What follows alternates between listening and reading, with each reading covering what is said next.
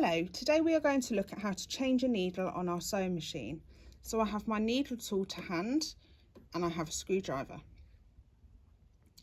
The screw is just to the right of the needle bar there, and the first thing I like to do is make sure that my presser foot is down, as this allows extra room between the tip of the needle and the needle stitch plate. So I'm just going to go ahead and put my needle in the hole of the needle tool and unscrew the screw. You don't want to take the screw all the way out, you just want to loosen it enough to get the needle out, like so. Most modern machines have flat back needles. That means that one side of the needle is perfectly flat and the other side is curved. The flat back of the needle goes at the back of the sewing machine.